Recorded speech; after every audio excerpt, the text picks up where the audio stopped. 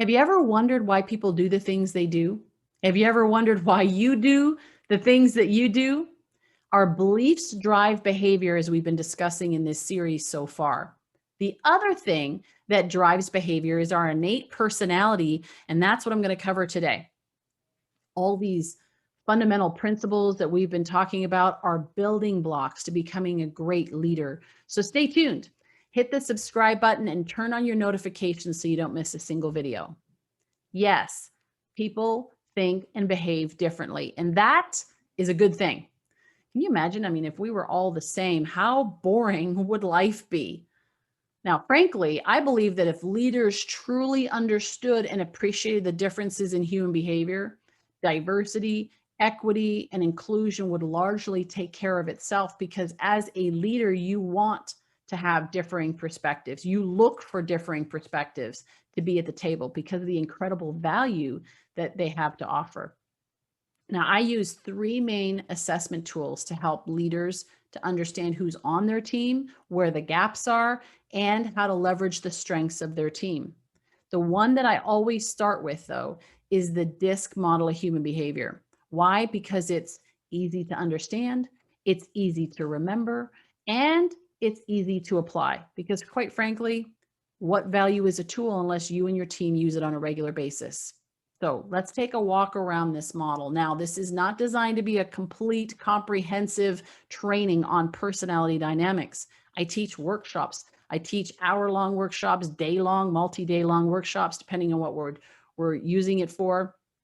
This is designed to give you kind of an overview so that you can start to apply this information to understand yourself and understand others better. And you can build better relationships and more effective teams.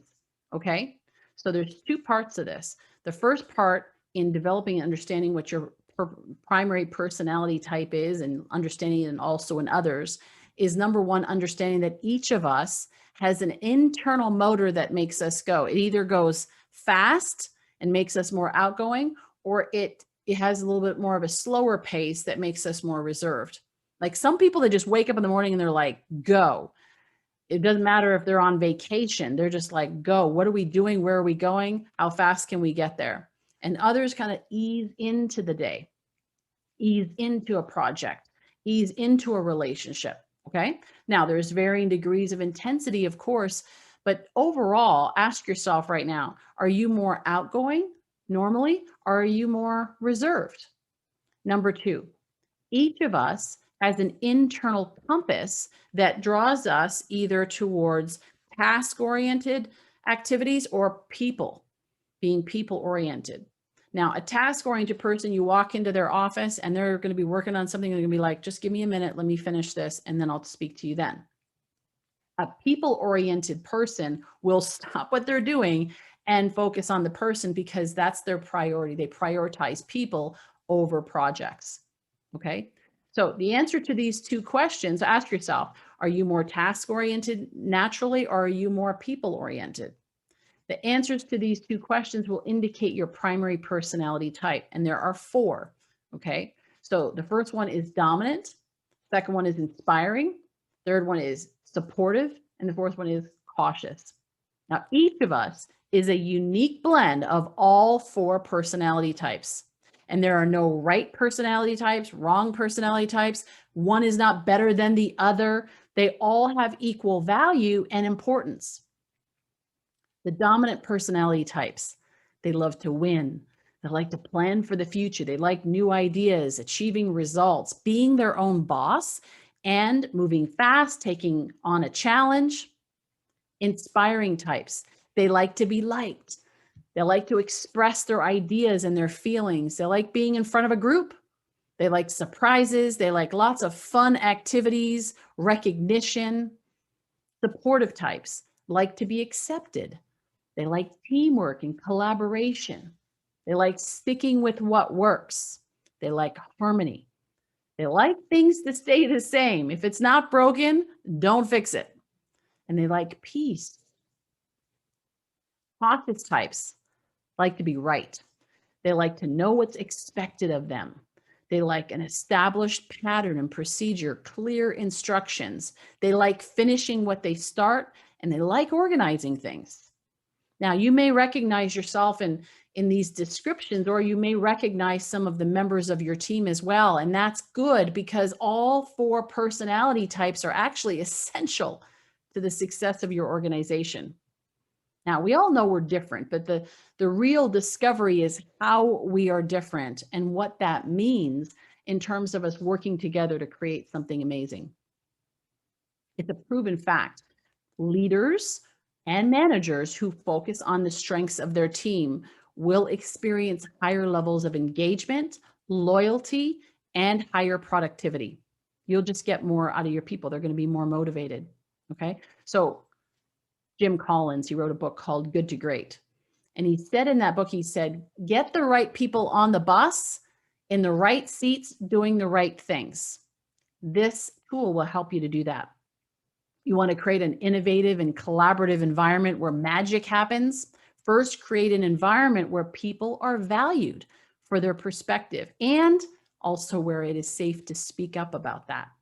Now, no one person, it doesn't matter how successful you are and how smart you are, no one person has all the answers, nor can have a true 360-degree perspective from every angle. Okay. And so you need those different perspectives because bottom line, every business is a people business. Without people, there's no business. This model offers you the secret to be able to tailoring your marketing message, your sales process, your recruiting, training, development, systems, all of it.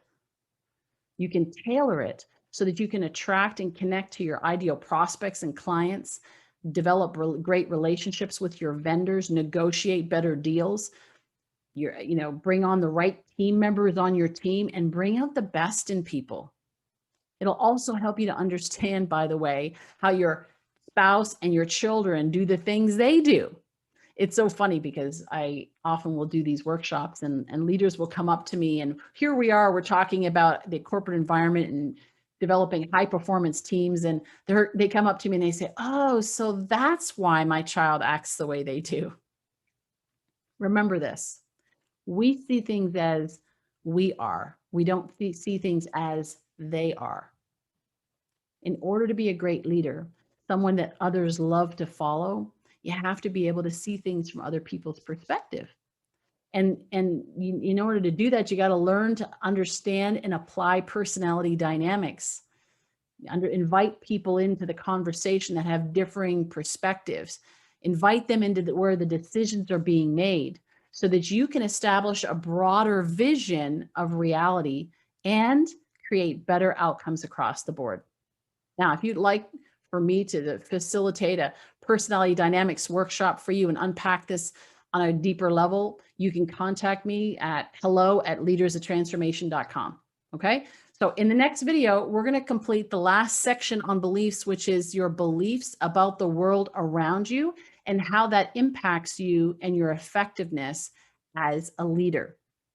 I'm also, by the way, going to show you this model that we've been developing. This is actually a results model that we have been building gradually since the beginning of this series. And so I'm going to start to show you that as well in the coming videos. Okay, so stay tuned. Look forward to seeing you there.